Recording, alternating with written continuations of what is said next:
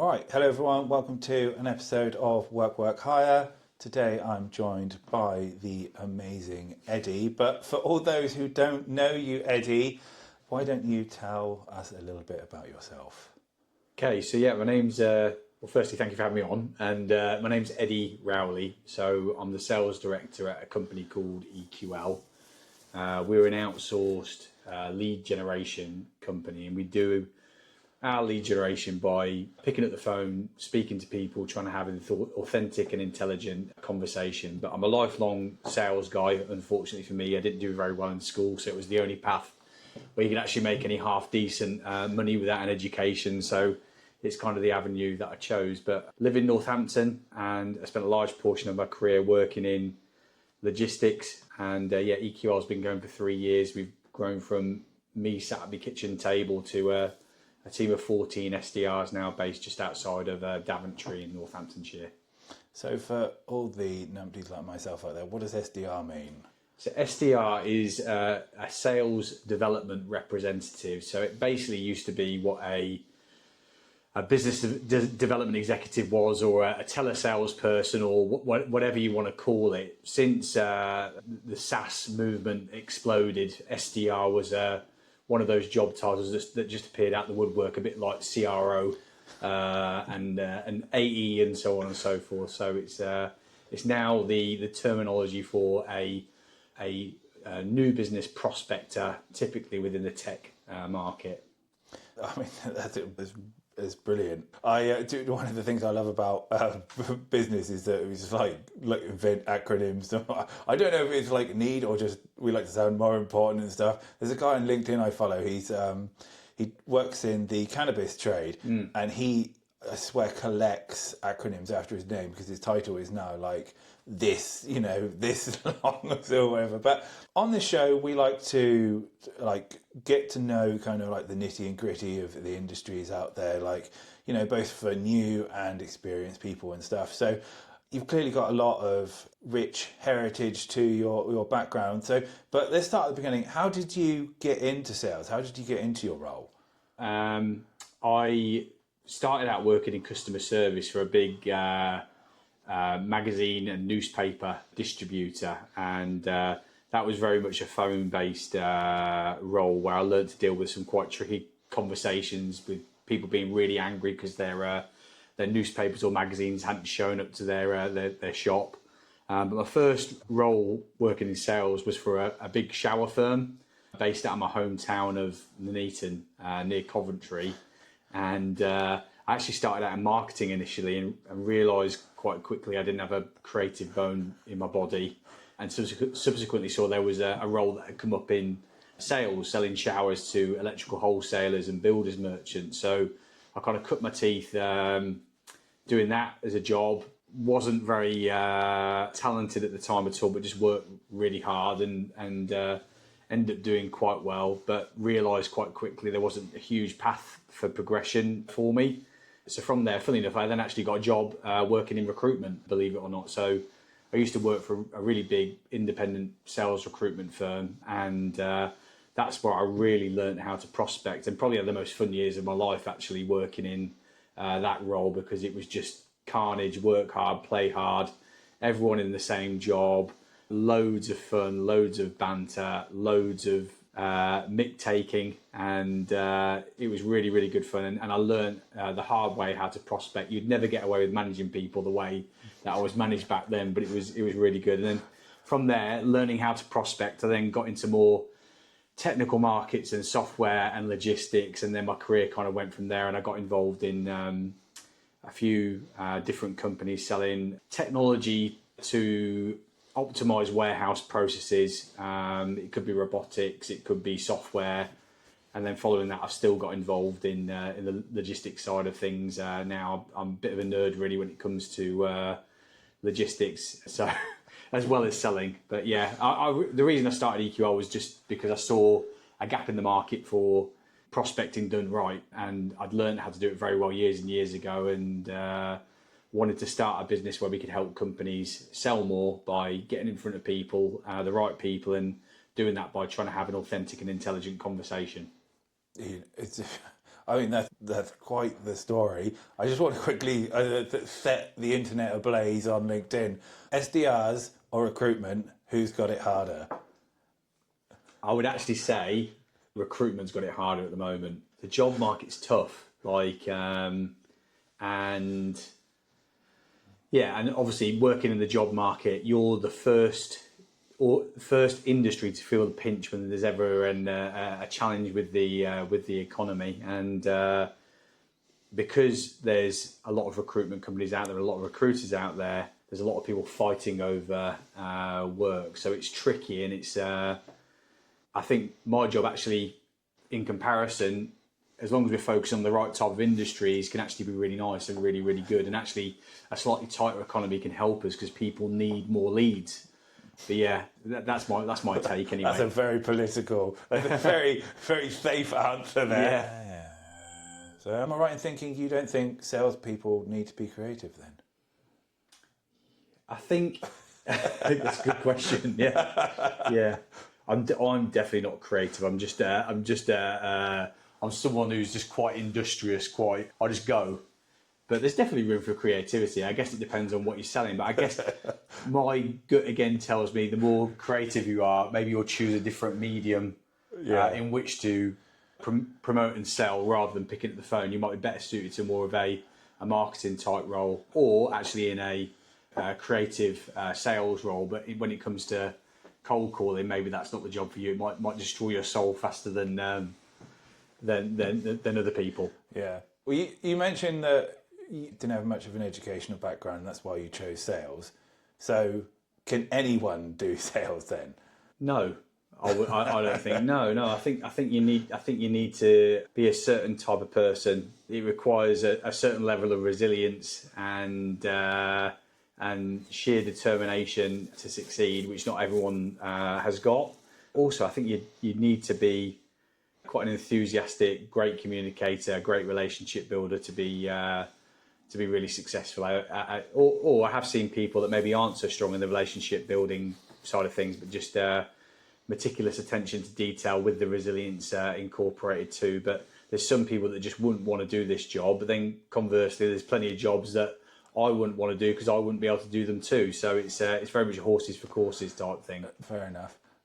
You come across, I want to explore sales a bit more, but you come across as incredibly confident. And is that real? Is it engineered? What's the trick to it? I probably said off camera earlier, I'm actually a bit of an introvert, really, if I'm being completely honest.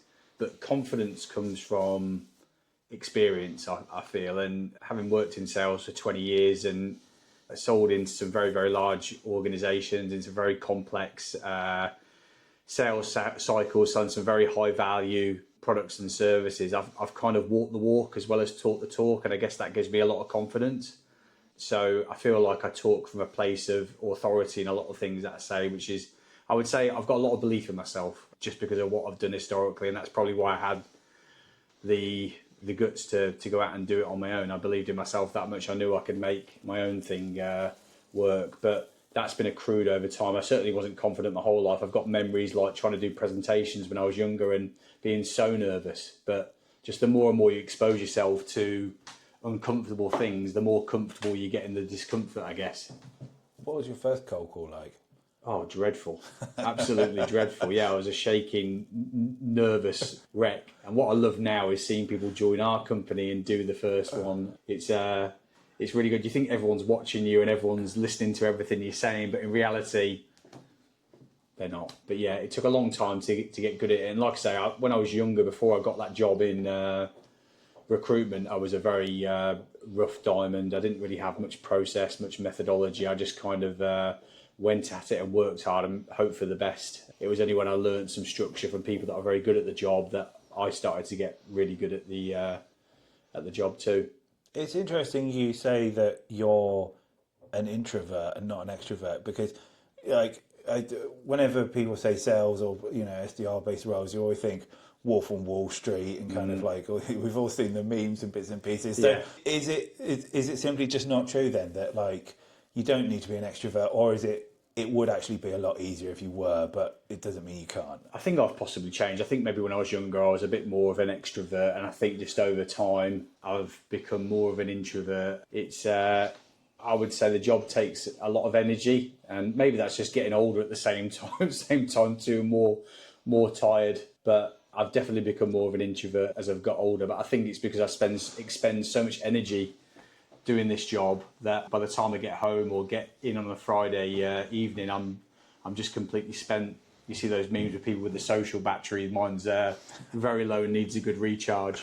Yeah, it's interesting. Like at one point, I wanted to work at a call center, and I did research, and you read Glassdoor and bits and pieces, and often you see that they have like horrendous reviews and high turnover and high stress, and like you'll be dead by your 25 if you enter this role. Are they stereotypes, or is it as hard as they say, or is it not the case? Like, what's your view? I think.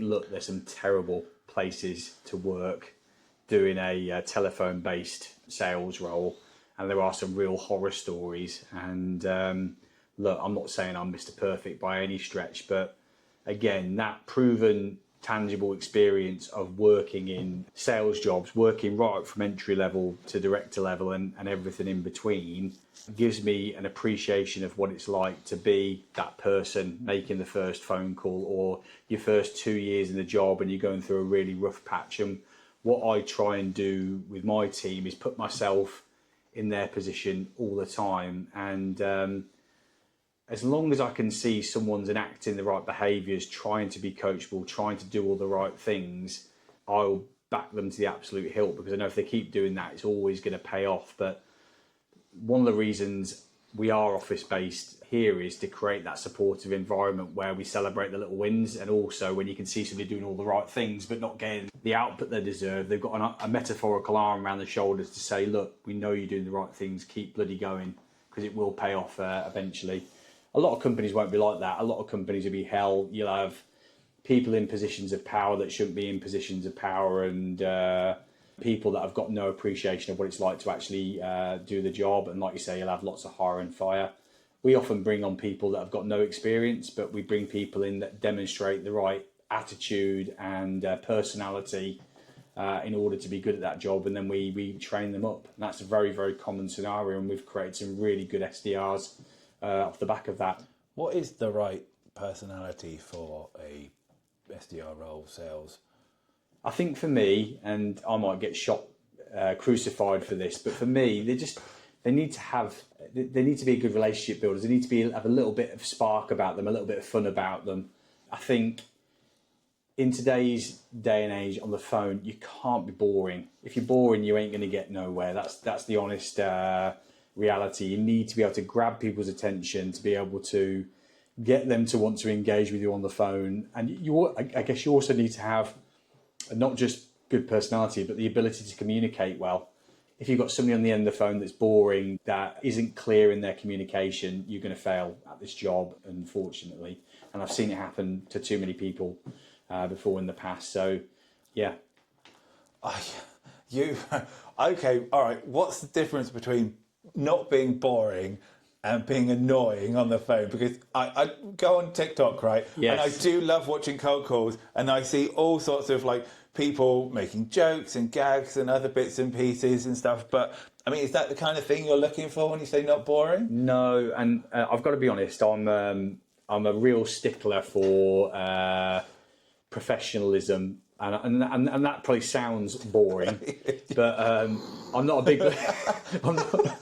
I'm not a big. I don't like the approach of, hey, it's a cold call, can I have 30 seconds of your time, and I don't like people that act like clowns on the end of the phone. I think the nature of what we do, we represent typically high ticket items or complex items, and there has got to be an element of seriousness and credibility there. But I guess maybe it's, rather than being boring, it's like a warmth. You want someone who's able to build a rapport quite quickly. Our methodology in terms of how we sell, it's all about disarmament. And when we speak to people, no one likes receiving a cold call. Doesn't matter who you are. I don't even like receiving them. So you need to be able to disarm the situation quickly to give that person the end of the phone the want to give you a few seconds of their time to understand why you're calling. So we normally do that by saying, look, hi Dom, my name's Eddie. Look, we haven't spoken before. I'm going to explain really quickly why I'm giving you a call. That normally buys us like a short window to get across a really impactful proposition or business challenge that we solve to encourage that person to get into the second phase of a conversation with you. So one thing we do with all our clients is help put together a proposition, position it in the right way where it hopefully triggers people wanting to get into what I call the second phase of a call, which is having an actual conversation where you can start asking some questions. And it doesn't work every time. There's no magic recipe to this. But the more you do it, the more you practice, the more confident you get, the more you succeed. Is that the hardest part of like sales and tele bits and pieces, or is it more difficult elsewhere? Like, what would you say the hardest part of your routine is?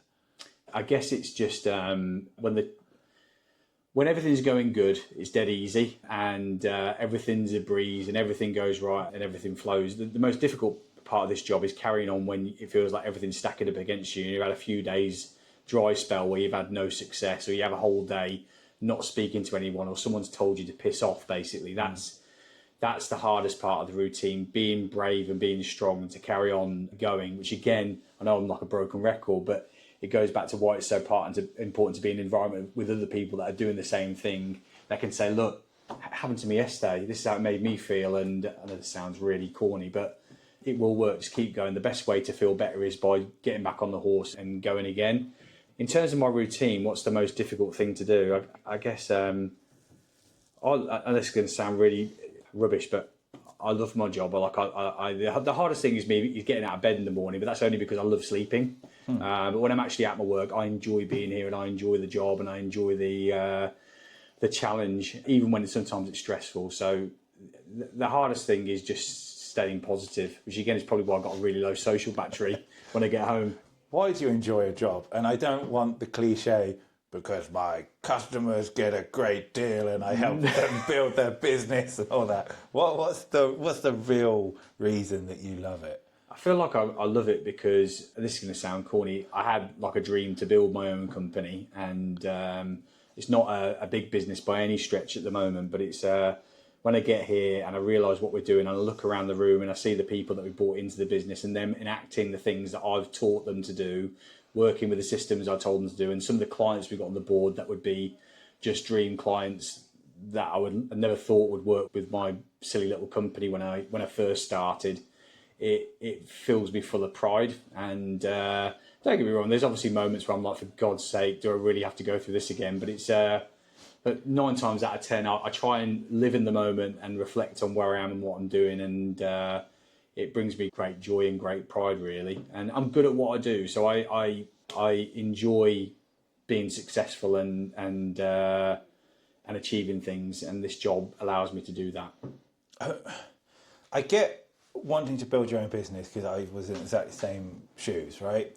And I get building it around something that you are good at. But is that the main reason why you decided to, and I say this with love, but a business that is probably an industry of the most disliked people being in contact with, other than recruiters, yeah, or estate agents, yeah, we're up there though, for sure. Yeah, I guess, and another reason why I chose this as a job or as an industry to build a business, because obviously I've never worked for a company that does this, but it's a job nobody wants to do. I always say to people in my sales pitch when I'm talking to them that there tends to be 3 common scenarios with salespeople. The first one is some salespeople, especially when it comes to big ticket, complex deals, they're involved in quite bureaucratic sales cycles with big customers, and they're very, very demanding and time consuming, and they often involve things like bids and tenders. So they haven't got time to dedicate to prospecting. The more common scenario is salespeople get to a certain point in their career and they just don't feel that they should have to prospect anymore. They don't want to do it anymore. That's that ship has sailed and I'm too big and too important now, and it's marketing's job to deliver me warm leads on my lap. And then finally, another common scenario is some salespeople are just terrified of picking up the phone. That's just the honest reality. And they might be really good salespeople. Actually, when it comes to that first bit, that bit of putting yourself out there and in the cold and facing the rejection of a new prospect, it terrifies the life out of them.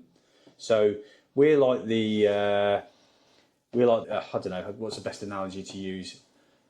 People don't want to do our job, which is why it's a business, which is why I also chose to do it, because it fills a void that needs to be filled, because no one wants to do this bloody job, and we make it fun. So there's a question I've always been curious about, right? Which is, so similar to kind of like, you know, police work, right? It's going to sound bizarre that you get like, there's roles in the police that like, where they get exposed to like bad stuff all the time, right? And I can imagine that being on the telephone, being told you're a cunt every 5 seconds all the time has got to be like, it's got to chew at you. Like, no matter how resilient you are, it's got to chew at you at some level. Yeah. So like, do you have like therapy that people go to and stuff, or like or is it just kind of like you suck it up and deal with it? Like, I guess we are each other's therapy in the office. I think you just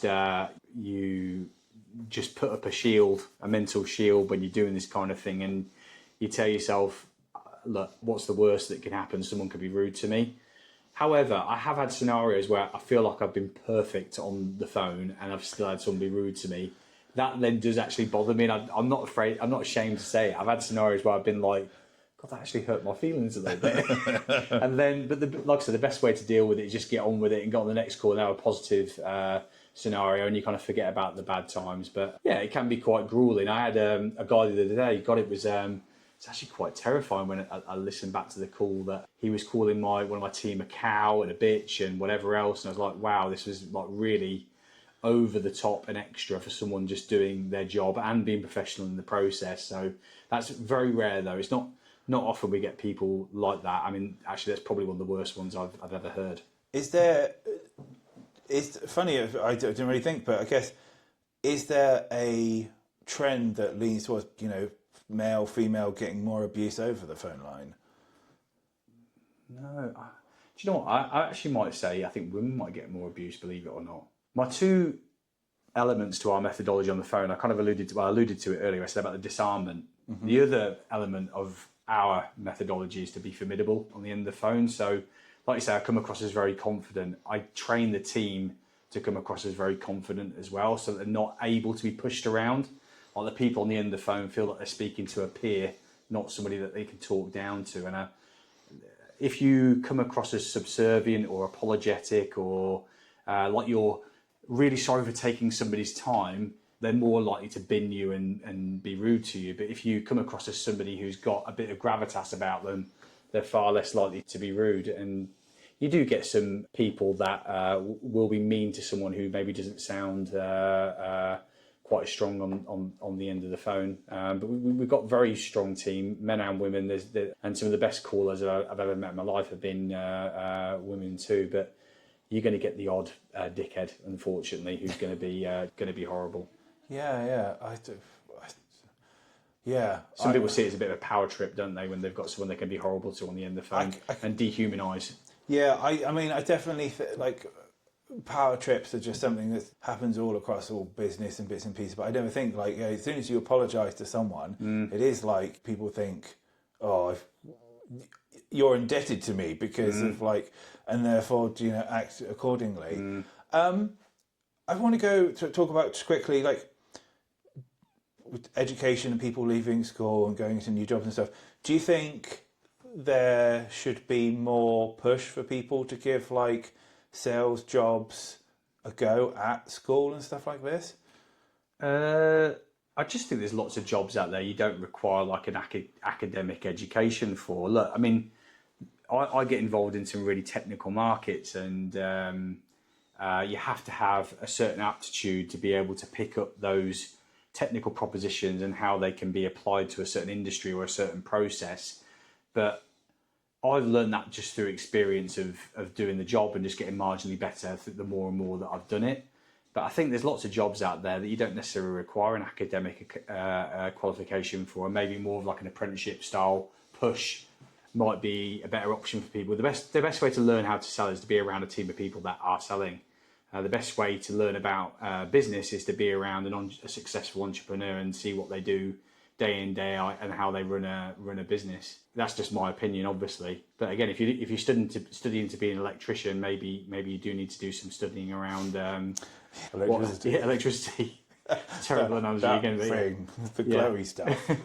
Exactly, but for me, I mean, I think I went about it the right way, and I've got no regrets in terms of the way in which I went around it. I feel like I had a very sustainable way of growing throughout my career until I got to the point where I thought I need to go and do my own thing after I accrued enough knowledge and experience and time in a job.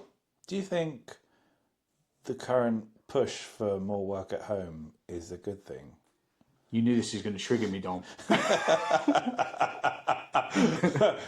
No, for this job, it needs to be an office-based job. I just think SDRs or telephone salespeople sat at home on their own, isolated, without someone hearing what they're facing on a day-to-day basis and being supportive and being around a fun and encouraging environment makes this job incredibly difficult. And we've had people work from home for us previously before, and people in the office are always so much more productive. There's something to be said as well for like camaraderie, like our team, because we're working on all different projects all the time. Everyone's got different campaigns that they're working on. They obviously want to be the best as individuals, but they're genuinely supportive of each other as well. And everyone learns by proxy of being around good people too. And in this job, working from home all the time, you'd just be a disaster. You'd scale and learn expertise so much more slowly compared to being in the office. Of course, there are certain jobs out there where working from home is appropriate. Like if I had more of a task-based role, maybe more of like, maybe I was, I don't know, some kind of auditor and I needed to write a report. Well, I'd be better being sat on my own in an office, like with no distractions. But I think any person needs human interaction. Again, we talked earlier about AI and its detrimental effects and so on and so forth. Human interaction is really important, and even if I am an introvert, like it's important to have that socialization with people. It's good for your brain. It's good for your mental health, I believe, anyway. I completely agree with you. I still think we are not doing enough studies on what the impact of isolating ourselves away does to us on a daily basis, because I feel it. I'm an extrovert. I would say I'm probably a mix of the two, but I really struggle when I'm kind of isolated for long periods of time, and it impacts my creativity, it impacts my performance, and it's controversial. This, if I had a magic wand, I would make everyone go back to the office. I know the commuting sucks and stuff, and there are some like better benefits for it, but it's had so much it's just detrimental. I don't appreciate home the way I used to. Oh, I couldn't agree with you more. Yeah, absolutely. And that's one of the things I actually hate working from home. For one, it's full of distractions. I've got a really annoying dog, and who I love, but he is annoying. But I like that separation. I like that time to decompress on the way home from work, and I like the time on the drive to work to kind of prepare myself. And I'll listen to podcasts, listen to the news, listen to music. I normally listen to music on a Friday on the way home as I'm kind of celebrating the week out of work. But it's a good bit of a reflection time for me. And yeah, I really appreciate being home and being on that sofa. If I was taking calls on that sofa, it just wouldn't be the same. You know what I mean? Yeah, it's like my safe haven. Again, I know that sounds really sad, but it's the reality. Yeah, sanctum sanctorum. Yeah, So like turns you into a butter knife more than a steak knife, as it were. I completely agree with you. It's just we're in a very. I still, in terms of work and what it finally looks like, I still don't think we are 100% there. And I think we will see eventually a flip where people working in an office will be an attractive thing to some people. And it's like even like apprentices, entry level bits and things like that. They really like the reason when I was working in software engineering, the reasons why a lot of the graduates were so successful is because they were around each other, learning from each other, that passive conversation and stuff like that. No, I know you can sit in a chat room or a Zoom room all together, but no one does. No one. It's like it's a paper exercise, not like the realities of work. And I think, yeah, it's just not a good thing it's just not a good place to be. No, and obviously COVID accelerated it all, didn't it? Everyone got set up to work from home. I guess it's got a lot to answer for, really, in fairness. But yeah, I know, again, it's probably contentious, but I don't believe everyone that says they're more productive at home. They're maybe more productive with getting the washing done. I think that's the productivity. It's horizontal productivity. It's not like they're doing more work. They can do all their life bits. But I can respect that as well, because like it's nice not to have to then go home and do it all and and then you're in bed or whatever. But like, what the answer is, I don't know. My last question to you is: you've been doing this job for a long time. How has like telemarketing, SDRs, bits and pieces changed from when you first started? I think it's changed a lot, because if you think back in the day, I would have used to have used like a landline telephone and called through a landline. Yeah. And I think one of the biggest changes I can put my finger on lately is I used to have to deal with gatekeepers all the time. So you'd ring through to a reception and say, "Hi, I'm trying to get hold of Dominic Watts," and then you praise to God that you sounded familiar enough that they'd put you through. And there was always tricks to try and get around the gatekeeper. Well, now there are a lot of tools out there that you can use to get good data and get good contact details. And obviously now you're calling everyone's mobile phone. So we use a couple of different data platforms. One's called ZoomInfo. It's a big American SaaS platform. And then you've got LinkedIn Sales Nav, which obviously everyone knows. But with those solutions, you're getting direct access to a phone number of a DM. You can really tailored lists of your ideal customer profile, and you get that direct access to those decision makers. But I think it's got harder to grasp at people's time, and people haven't got time for fluff. Certainly when you're selling into a senior level, it's got to be really, really well positioned. It's got to be impactful. It's got to be interesting, and giving people a reason that they want to speak to you. So I'd say it feels like it's harder to grab people on the phone, but it's easy now to access decision makers because you're not having to go through gatekeepers, because there's tools out there now. I think, again, I alluded to earlier, there's lots of automation or AI out there at the moment, but a lot of it just doesn't work. And you still have to do the hard work and make the calls and speak to enough people. But anyway, on my soapbox now.